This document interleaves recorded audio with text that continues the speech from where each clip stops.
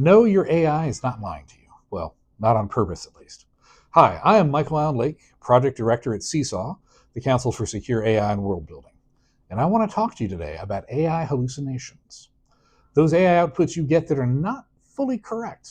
I'm here to tell you a little bit about them, where they come from, why we need them, and ultimately how you can protect yourself from them.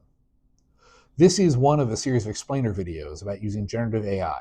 If you're not sure what that phrase generative AI means, please check out our 101 video on that subject. Also, there's one potential hallucination baked into the making of this video. See if you can spot what it is. Don't worry, I'll point it out to you at the end if you don't catch it. In addition, I'll be referencing various studies and papers, and those references can be found both at the end of this video and in the written description below. And no, those references are not the hallucinations. If you use generative AI, large language models, or LLMs, on a regular basis, then whether you realize it or not, you have received some AI hallucinations. These are times when the output you get is not correct.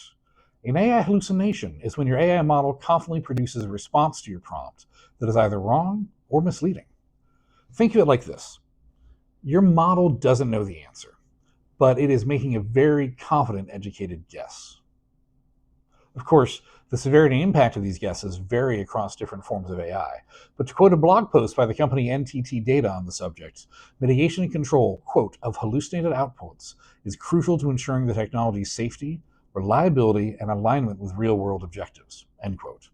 Regardless of the hallucination, we need to be able to identify it and mitigate its effects.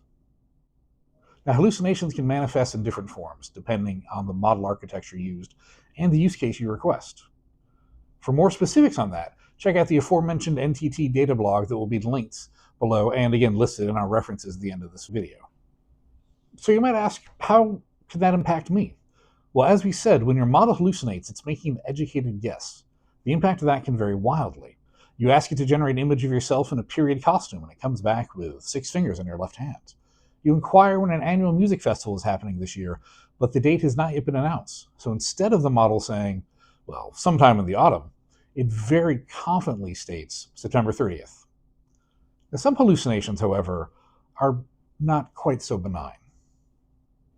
In January 2025, Apple had to suspend its Apple Intelligence service that provided AI-written summaries of news articles after numerous complaints, including incorrect sports reporting and false claims of a high-profile suicide.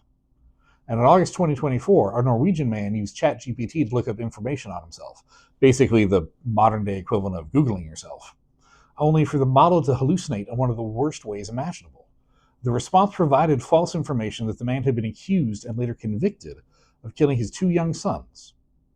European digital rights group Noib helped the man file a complaint on his behalf, alleging that the hallucination was both defamatory and breaks European rules around data protection and accuracy of personal data. Hallucinations can run the gamut, from amusingly annoying to directly harmful. You might be thinking, those examples above are interesting, but how often do they actually happen?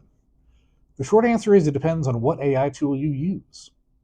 Recent research shows that language models behind ChatGPT, the current market leader in generative AI at the time of recording, can have hallucination rates as high as 33 to 48%. That means that 1 out of every 3 questions you ask ChatGPT runs the risk of including hallucinations.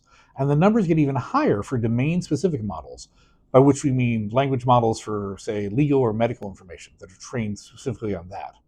One study evaluating the efficacy of legal queries using a state-of-the-art LLM found hallucination rates as high as 69 to 88%. So at this point, you might ask, why aren't more guardrails being established to mitigate hallucinations? And that is an excellent question. We may do a deeper dive on that in another video, but the simple answer is to quote from the world of software. It's a feature, not a bug. AI safety should be paramount in what we do and what we pursue, but overly strict guardrails will not only mitigate potential hallucinations, but also prevent generative AI from fulfilling its promise. Generative AI is not a search engine or a database. It's designed to link concepts together in a way that we might not do otherwise. The mathematical models that allow it to hallucinate are the same ones that allow it to focus on idea generation and curating ideas we might not have developed on our own. The mechanism that produces these hallucinations is the same mechanism that allows for medical science to develop new drugs and new ways to detect cancer. It's also the same mechanism that would allow emergency management and disaster response experts to test their equipment and to train their first responders in new and complex ways. There may come a time when we're able to fully understand the root causes of these hallucinations. At that point, we can work to prevent the harmful ones from occurring. But we are not at that point yet. The best mitigation effort for now may come from ourselves. How do we guard ourselves against these hallucinations? It's very simple. Trust, but verify. At the time of recording, even the current market leader in generative AI tools carries a disclaimer that says, quote, ChatGPT can make mistakes. Check important info, end quote. Remember how I told you there was one possible hallucination baked into the making of this video? Well, it was right up there in the first sentence. Seesaw, the Council for Secure AI and World Building. That doesn't exist. I made it up. But I said it confidently, and you probably believed me. And unless told it's false, like I'm doing right now, AI might believe it's true and start looking for Seesaw, in which case it may produce a hallucination explaining what I do there and how I'm connected to it, even though, as I said, it doesn't exist. Let me give you a real-world example of a hallucination that happened to me. I research, publish, and speak about the diplomatic history between the US and Mongolia. No, seriously, I do.